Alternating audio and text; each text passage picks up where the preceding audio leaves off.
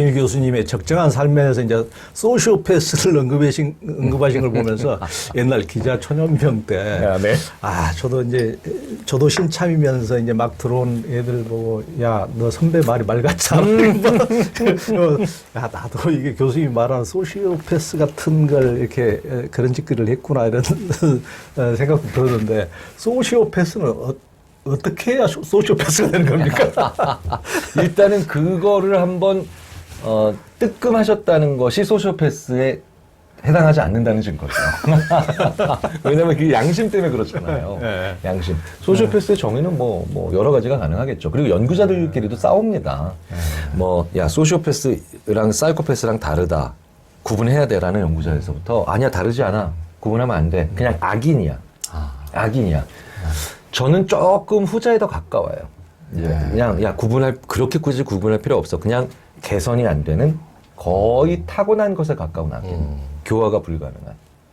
이렇게 저는 보통 보거든요. 근데 교수님 4% 보통 그 수치를 한번 봤는데 보통 4% 정도. 네, 그러니까 이제 그 서양 연구자들이 보통 서양에서 미국이나 유럽에서 4% 정도 잡는데 그쪽 기준으로 보면 대만이 1%가 한참 안 되고 일본도 안 되는 것 같고 이제 한국은 이제 저랑 그 영남대학교 심리학과에 있는 서정환 교수가 있는데 이제 범죄 심리학이 전공이죠. 저한테는 제자이자 동료 같은 친구인데요. 한국은 그 기준으로 하면 확실히 떨어지는 건 맞습니다. 예. 많이 안아주는 문화에서 애착 형성이 잘 돼 있기 때문에 이게 좀 떨어져요. 그런데 그러니까 수치가 더 적다는 말씀이죠. 네, 떨어진다는 거죠. 근데 이제 또 다른 그렇다고 해서 나쁜 사람은 없냐? 아니죠. 나쁜 사람들이 여전히 많잖아요. 그래서 또 다른 유형으로 정의를 내리면 그러니까 남들을 우리가 얘기하는 그 서양 영화에서 보는 그런 소시오패스보다 굉장히 갑질 유형의 소시오패스 이런 거는 한국에도 못지않게 많은 것 같습니다. 어쨌든 4%든 1%든 우리 주위에 존재한다는 거죠. 존재한다는 건데 이토록 친밀한 배신자라는 책을 쓴 소시오패스 연구에서 가장 유명한 사람 중에 하나죠. 그 마사 스타우트가 딱 그 사람 정의가 저는 제일 마음에 들어요. 양심이 없는 거죠. 양심. 근데 그 양심이 우리가 종교적인 양심은 어떤 절대선에 대한 두려움이 좀 동반이 되어 있는 거고요.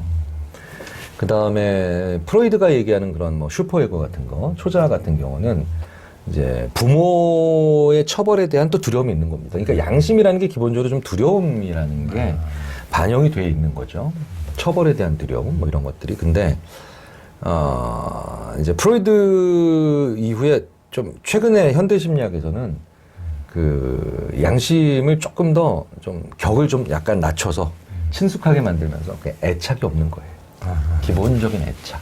그래서 방금 전에 안아주지 않는 문화에서 소시오패스가 더 많다라고 하는 것과 연결이 되는데요. 애착이 없다라는 건 뭐냐면 사람이 조금만 앉아 있어도 옆에 있는 사람이 다치는 걸 원하지 않죠. 네. 그 다음에 오랫동안 봤던 사람들은 정말 내가 저 인간한테 한이 맺혔다라고 해도 저 사람이 비극적으로 되는 건 싫어요. 그러니까 이런 애착이 인간 대 인간적으로 느끼는 애착이 아예 없으니 걔가 뭡니까? 사실은 우리가 이런 거에 애착 잘 안 가지죠. 물론 이게 아주 비싼 물건이면 애착을 가질 수는 있지만 그렇다라고 해도 그게 사람한테 줄 수 있는 애착은 아니죠. 이 사람이 이건 거예요. 슉 하고 버린다는 거죠. 버린다는 거죠. 그러니까 사람을 버리는 건 모든 사람들이 사람을 버려본 적이 있습니다. 우리 모두는 누구에게 잘못한 경험이 있으니까요. 그런데 그게 이걸 버리고 난 다음에 어머 내가 걔를 왜 버렸을까라고 괴로워하진 않아요. 얘네들은 이게 사람이니까 버리고 난 다음에도 괴로움이 없는 거죠. 네네. 양심이 없다. 저는 그래서 양심이 가장 중요한 그 구분이라고 생각하는데요. 그렇기 때문에 얘네들은 연기도 쉽죠. 소시오패스는 연기하기도 쉬워요. 왜냐? 지금 이 상황에서 연기라는 게 뭐냐면 나는 지금 재밌는데 슬픈 연기를 할 때 힘들잖아요. 그리고 내가 지금 슬픈데 웃는 연기를 하려니까 힘들잖아요. 얘네들은 그냥 감정이 그 상태에서 그 전 감정을 못 느끼니까 그냥 원하는 감정 연기를 얼마든지 할 수 있죠. 네. 그래서 모든 배우가 소시오패스는 당연히 아니죠. 네. 근데 소시오패스는 아주 좋은 배우가 될 수 있는 자질을 가지고 있다라고 또 많이들 이제 그 얘기들을 합니다. 네.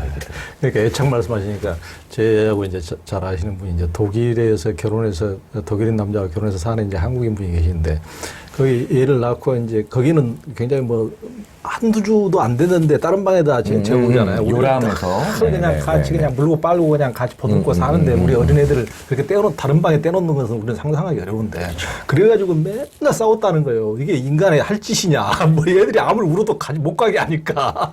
근데 자기가 이제 그 독일에서 3, 40년을 살아보니까 자기는 지금 결론적으로는 한국이 맞다고 생각해요. 이게 그 나이 들어가지고 찬바람이 부는 거, 그리고 사람한테 뭐 가족이나 부모한테도 애정이 특별히 없는 거, 그런 것들이 그렇죠. 굉장히 그 사이에 저는 한국 사람들이 뭐 애착, 뭐 조금 귀찮기도 하고 너무 심하다 싶기도 하지만은 한국 쪽이 심리적으로 훨씬 낫다고 그런 말씀 하시더라고요. 네, 네. 그게 많은 걸 설명합니다. 심지어는 그래서 좋은 모습과 나쁜 모습 모든 거를 얘기하는데, 근데 애착은요, 가장 중요한 인간과 인간 사이에 존재해야 되는 감정입니다. 그러니까 애정보다도 하나 더 위에 있는 거예요. 네. 애정이라고 하는 건 우리가 이제 심리학자들이, 뭐 애정을 가지고 지도하겠다라는 표현을 일반적으로 쓰기도 하지만 그건 애착을 가지고 지도하겠다는 거고요.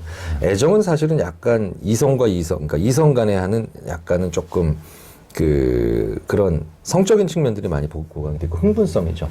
애착은 그냥 인간 대 인간으로 가지는 그런 가까이 묶이고 싶고 가까이 있고 싶다라고 하는 아주 원초적이고도 가장 원초적이고 본능적이면서도 숭고한 욕구고, 애착이 만들어진 관계는 이제 서로 싸우지 않죠.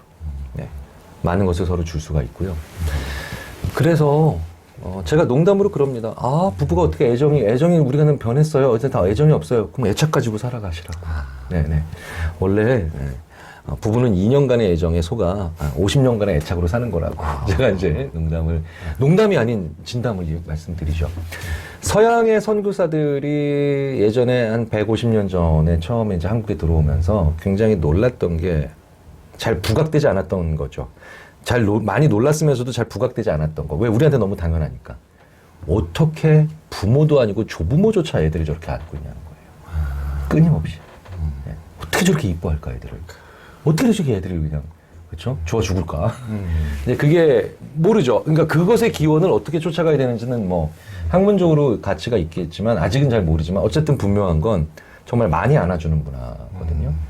그러니까 애착 형성은 정말 많이 돼 있죠. 그렇죠. 그래서 늘 보자기로 원숭이 비슷하잖아요. 늘 보자기 이렇게 싸서 이렇게 캥거루라고 원숭이가 비슷.